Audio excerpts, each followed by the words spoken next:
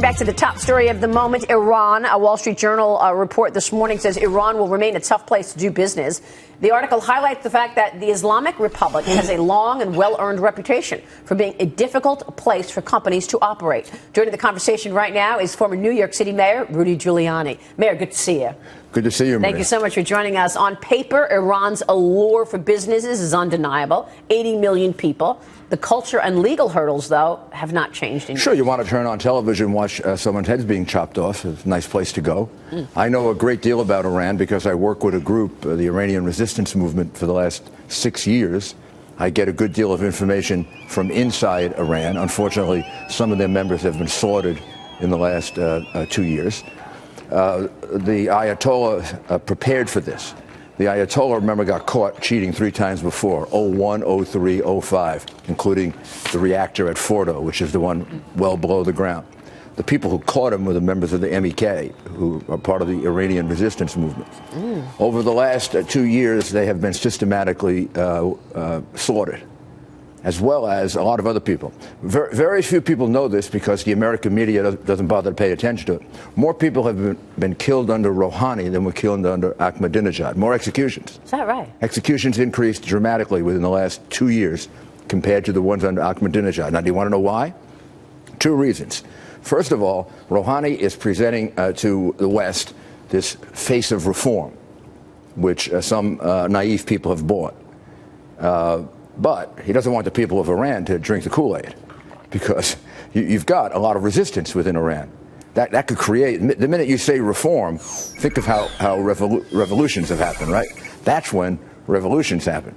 So they're killing more people to keep the Iranian people under control. Secondly, they are trying to pick out the people who spied on them last time and caught them last time and are systematically eliminating them so they can cheat.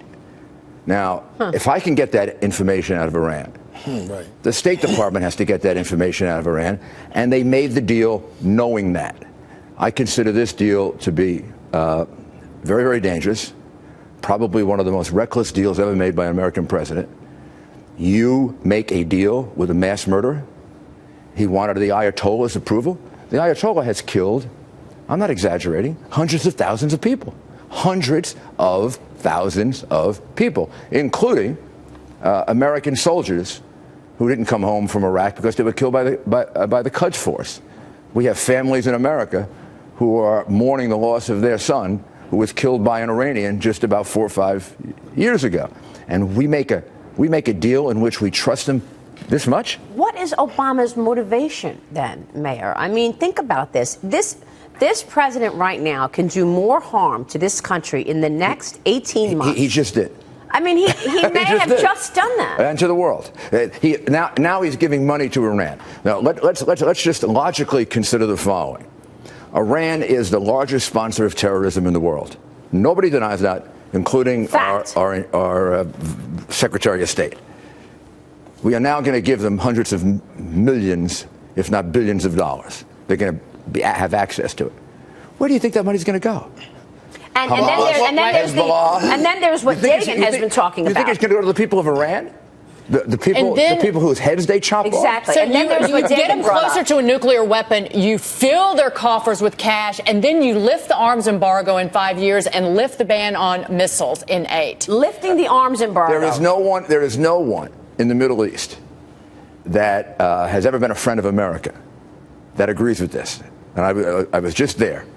Egypt, Saudi, the Emirates, Saudi Arabia, Israel, Jordan, deathly afraid of what Iran. The president of the United States at 7 o'clock yesterday morning came out and said this, in his opinion, right? So this is one person's opinion who happens to be the president of the United States, said this is the best way to prevent Iran from getting a nuclear weapon. So when you ask what's his motivation, that's what he said his motivation was. I'll take him at his word that he believes that, and he's unfortunately dead wrong.